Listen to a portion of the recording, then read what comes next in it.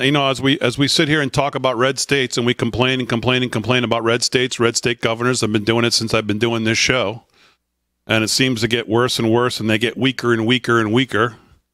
And you look at the supermajorities, the majorities Republicans have around the country, and you look at why we're so lax on real legislation that represents the will of the people who live in these places, that represents and looks like the people and what they want.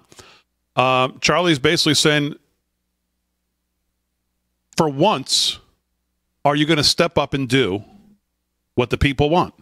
Are you once going to step up and take a courage of your convictions and actually make a move that, oh, yes, the left-wing media might write some bad things about you? That was my favorite line of the whole thing he said.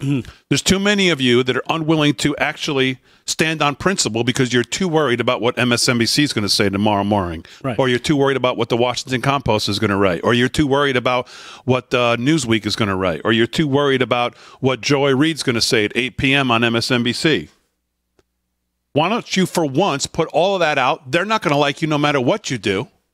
So why don't you do the right thing, and why don't we start fighting like they do? Even if you don't want to put brass knuckles on, can we at least stop just gawking at the cheerleaders and looking up in the hot dog stand and actually get on the field and try to at least play the game to some degree? That's the way I take exactly what I love that he talks about the rugged individualists that made this country great. You know, the guys who leave early, come home late. And really is a way of connecting it. And they got a battle, Damon. We were talking about it in the break. Right, because this got slammed. 8-36 they lost to get this bill. First time through. Yeah, so they only have about 10 days to get it right. But was the governor, had the governor made his kind of push for this before that vote, or he did it after that first vote? Well, I know he made a recent... he did it just before, because he said, if you guys get this through, bring it to my desk, I'll sign it. Yeah. So I think it was, or it was just before the vote, that he was pushing them to do it, saying he would sign it. But no, you know what? This has been the problem that we've seen with the Republicans all the time, right? Is they finally get power. They finally, they campaign. Oh, we're going to do this. We're going to do that. And people get jazzed up, and they're like, all right, finally, we're going to get something done. And they get the gavel, and they get control of the House. They got this big majority, and they go, we really don't want to do anything. No, we're afraid. People might, like you said, they might write something bad. I want to be invited to parties. I want my kids to go to the right school and make friends. And they're more concerned with all the other crap than what they campaigned on, what they promised the people. When they're shaking hands and kissing babies, and I'm not talking Biden, the way Biden does it, and promising, if you send me to Congress, I will be your warrior for you. Then they stab you in the back because they won't do it, because they're afraid.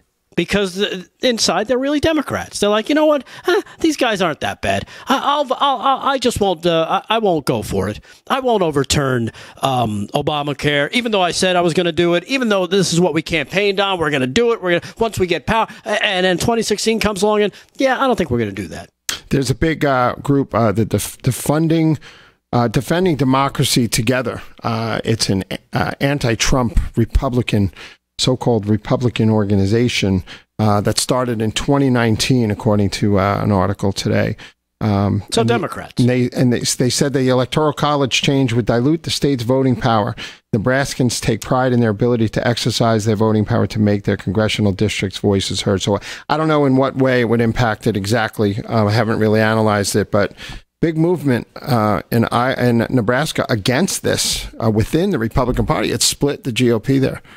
That's because those are really Democrats, David. Don't let the headline fool you. It's like when they write legislation. Oh, this is the Help America legislation. Yeah. And then you read it, and it's helping every other country and screwing us with the bill. Yeah, but it lost almost 3-1, 4-1, maybe more, 4.5-1.